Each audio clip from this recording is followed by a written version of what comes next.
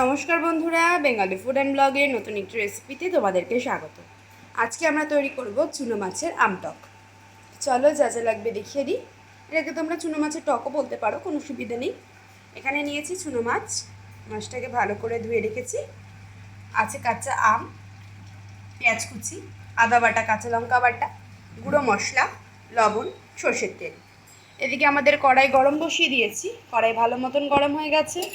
দিয়ে দেবো এখানে আমরা পরিমাণ মতন সর্ষের তেল।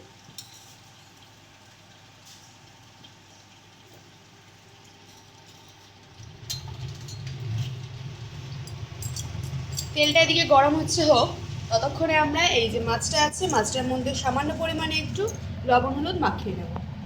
দিয়ে দিচ্ছি সামান্য পরিমাণে হলুদ গুঁড়ো, আর দিয়ে দেব সামান্য পরিমাণে লবণ। দিয়ে ভালো করে মাছটাকে মাখিয়ে নেব। আর এদিকে দেখো, মাছে লবণ হলুদ মাখাতে মাখাতে কিন্তু আমাদের তেলটাও গরম হয়ে গেছে। তো ভালো মতন করে তেলটা গরম হয়ে গেছে, এবারে আমরা মাছগুলোকে ভেজে নেব।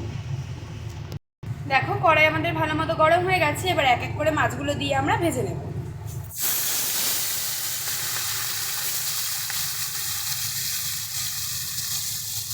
মাছগুলো কিন্তু বেশি ভাজবো না, খুব হালকা করে ভাজবো।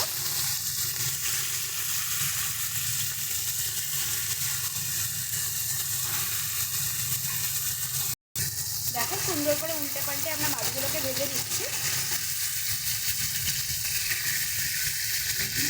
তো দেখো এগুলো কিন্তু আমাদের হালকা ভাজা হয়ে এসছে, এবার এগুলোকে আমরা তুলে নেব। বেশি কড়া করে ভাজার কোনো দরকার নেই।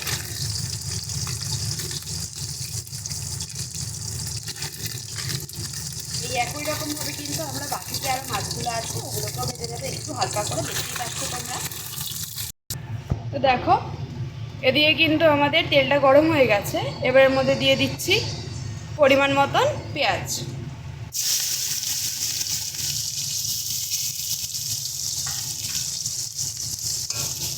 পেঁয়াজটাকে আমরা হালকা করে ভেজে নিচ্ছি।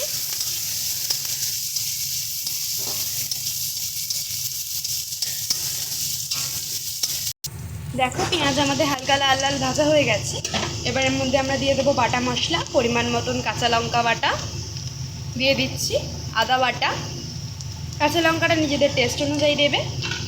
এবারে দেবো গুঁড়ো মশলা, হলুদ গুঁড়ো, শুকনো লঙ্কা গুঁড়ো,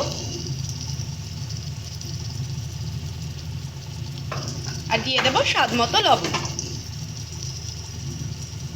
সমস্ত কিছু দিয়ে কিন্তু মশলাটাকে একদম ভালো মতন করে কষিয়ে নিতে হবে।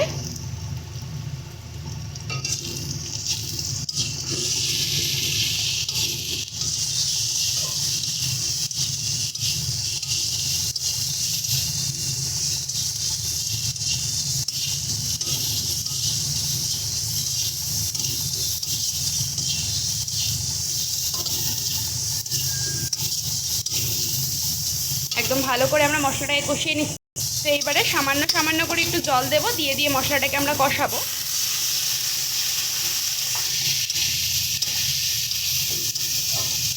জল দিলে কি হয়, মশলাটা কষানোও ভালো হয়, আর মশলাটা কিন্তু কড়াইয়ের গায়ে লেগেও যায় না। তো দেখো মশলা কিন্তু আমাদের ভালো মতন কষানো হয়ে গেছে, দিয়ে দিচ্ছি পরিমাণ মতন জল।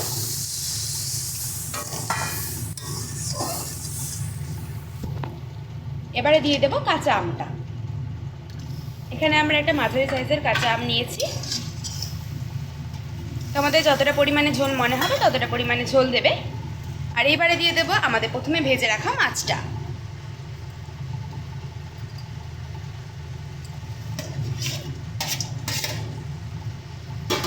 মাছটা দিয়ে ভালো করে একদম মিশিয়ে নেব।